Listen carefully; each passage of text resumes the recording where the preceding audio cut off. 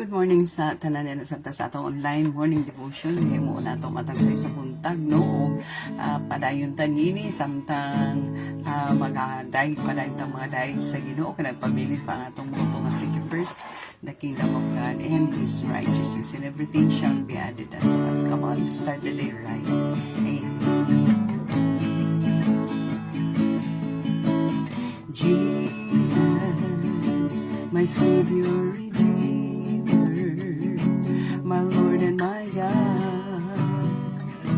my Master and King, loving, holy and righteous, faithful and true, merciful Father, He paid the price and died for me and cleansed me from unrighteousness. Sins and gave me hope to live a life eternally. Blessed be the name of the Lord. Blessed be the name of Blessed be the name of our God. Blessed be the name of the Lord. Jesus, my Savior, my Lord and my God, my Master and King, loving, holy and righteous, faithful and true, merciful Father, He paid the price and died for me and cleansed me from unrighteousness. Forgive my sins and gave me hope to live a life eternally. And gave me hope to live a life eternally. Blessed be the name of our God. Blessed be the name of the Lord. Blessed be the name of our God. Blessed be the name of the Lord. Blessed be the name of our God. Blessed be the name of the Lord. Blessed be.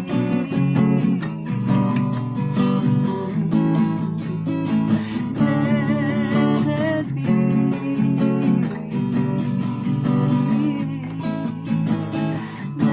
Blessed be.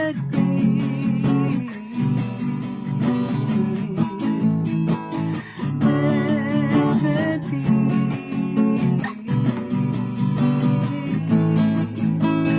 Blessed be.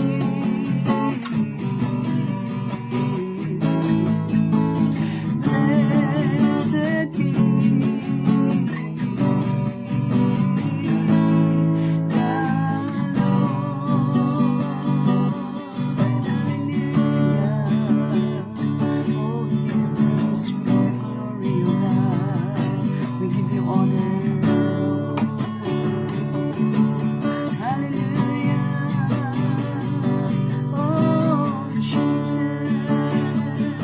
Salamat kaayo Lord sa imong pagpukaw ka na mamahalin sa kabutang mo Lord nga gipabuka pa nimo ang among mga mata nya ginibol nimo ang among bangon Lord. Salamat kaayo labi na Lord sa kalidad na linawon hinanong katulog nga imong provide ka na mo amahan. Thank you kaayo bisan pa hining laing matahong nga adlaw Ginoo nga Friday o God nga opportunity na usab alang ka na mo Lord nga makapadayon sa pagkinabuhing Kristohanon Lord, makapadayon sa pag-alagad kanimo, makapadayon sa pagpamuhat sa mga buluhaton nga may kalambigitan sa imong kaymayan susama niini Lord. Thank you kaayo wala lain magpasidunggan ining tanan, ikaw lamang Ginoo ngayon matuboy mabayaw ni ining tanan Lord sa dawata ang among mga pagpasalamat, mga pagdaig, mga pagimaya hinaagi lamang sa gamahanan ng ngalan ni Ginoong Kristo nga among Ginoo ug manluluwas. Amen. Praise God. So, padayon ta sa pagtuon sa pulong sa Ginoo no na atak padayon ta diri sa 1 Thessalonians chapter 4 verse 4, 15 and 17. Tanan na to ang 15 and 17. Ingon diri sa 15 and 17, actually, kung atong tanawon ang 1 Corinthians chapter 4, it talks about a life pleasing to God, and secondly, it talks about the coming of the Lord. Si Pablo, kining kasulat ni Pablo sa Thessalonians, mubo ra kay siya, no? Pero sa kada chapter nga iyang ga isulat, naagid kanunay ang paghisgot may tungod sa pagbalik ni Ginoong Hesus, no? So dili karon atong basahon ning kay murag nahimo nga sentro, no, kay gakalakbitan gid niya permi ang mahitungod sa pagbalik ni Ginoong Hesus. So dili karon sa chapter 4, sugdan nato sa 13 ngadto sa 17. Ingon diri, but we do not want you to be uninformed, ingon siya, brothers, about those who are asleep, that you may not grieve as others do who have no hope.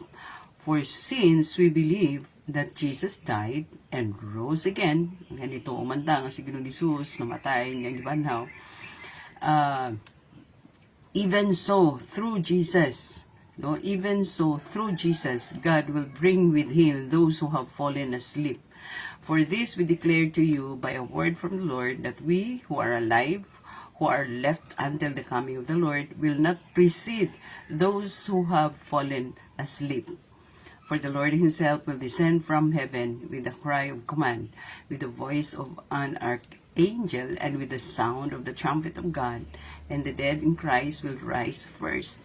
Then we who are alive, who are left, will be caught up together with him in the clouds to meet the Lord in the air, and so we will always be with the Lord.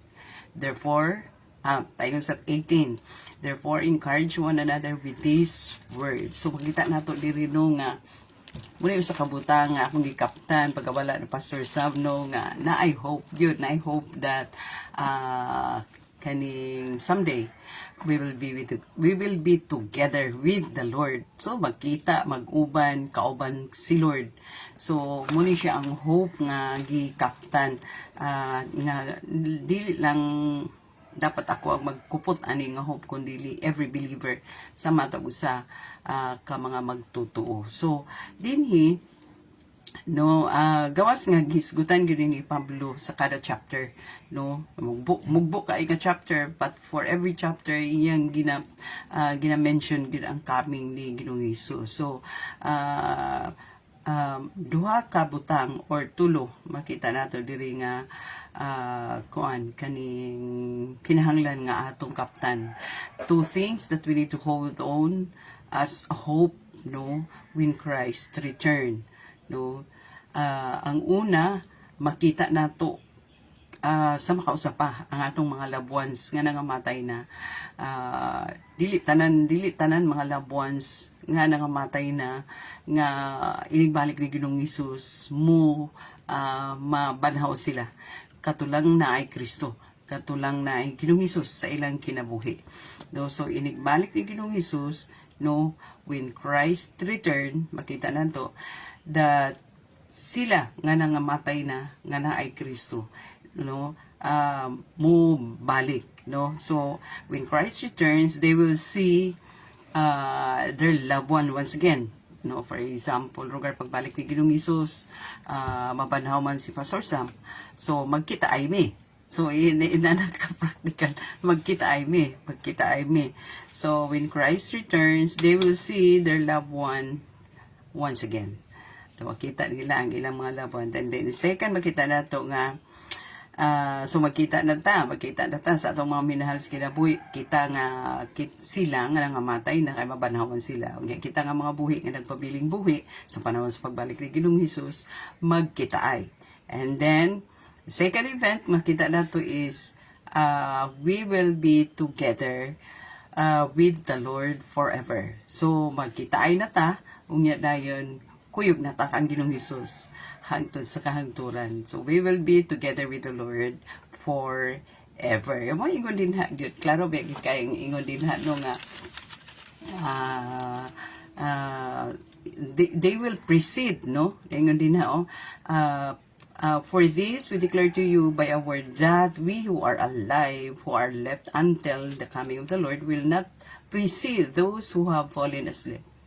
For the Lord himself will descend from heaven with a cry, with the voice of an archangel, and with the sound of the trumpet of God. And the dead, so maning ni and the dead in Christ will rise first, sila una mabanhaw. And then we who are alive, who are left, will be caught up together with them in the clouds to meet the Lord in the air. So magkita ay dayon ta didto.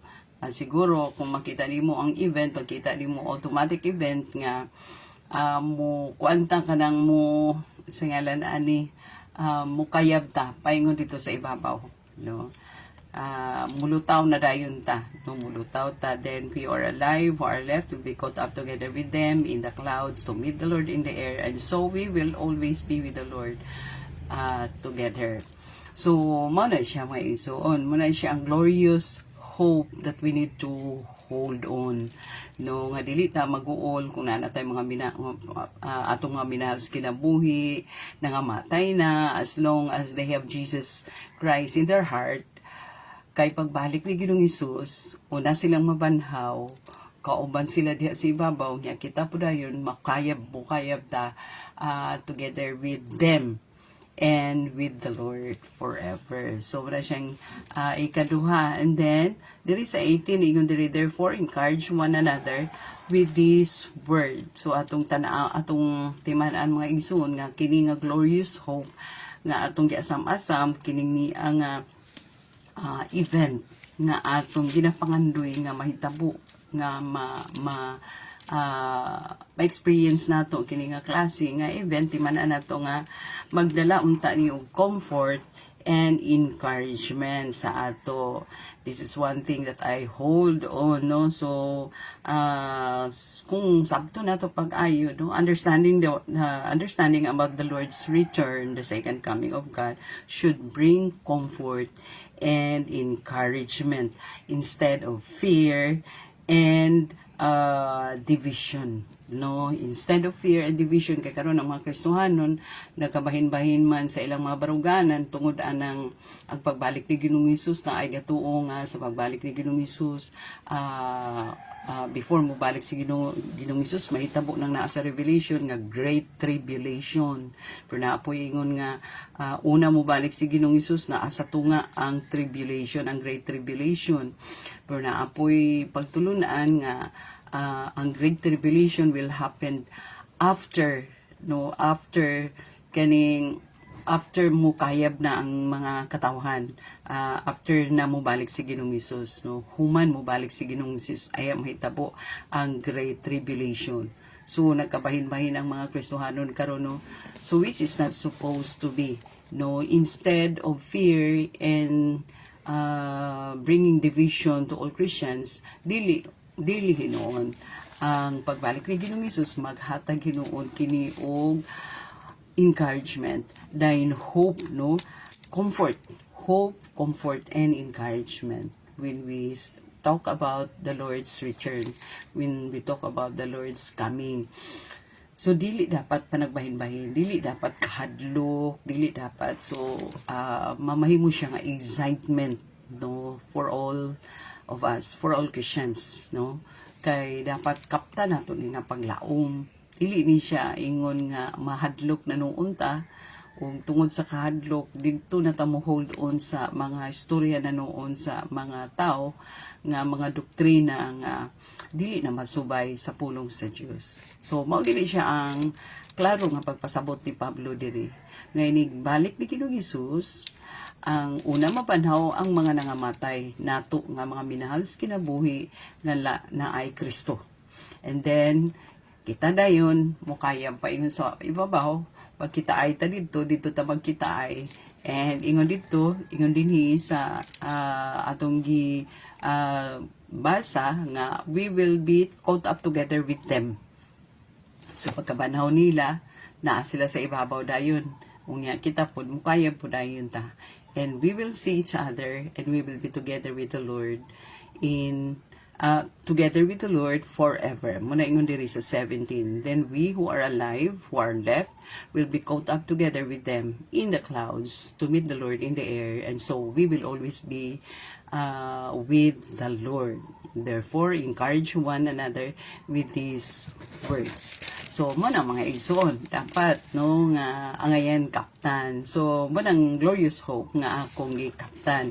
Nga, until now, nga, padayon lang gihapuntang nangalagad sa Ginoo because that glorious hope will surely come. So, troho dato, no, katong hisgutan nga duha ka butang that we need to, two events that is going to happen in the Christ return that we need to hold on, no. Yeah, sa tong una that we in Christ returns, we will see each other, our loved ones, no, makita ay ta sa atong mga loved ones. And then the second is kayab man ta, then second we will be together with the Lord forever. So magkita ay ta dito sa ibabaw sa mga nangamatay natong mga loved one. And then together with the Lord, we will be together with the Lord forever.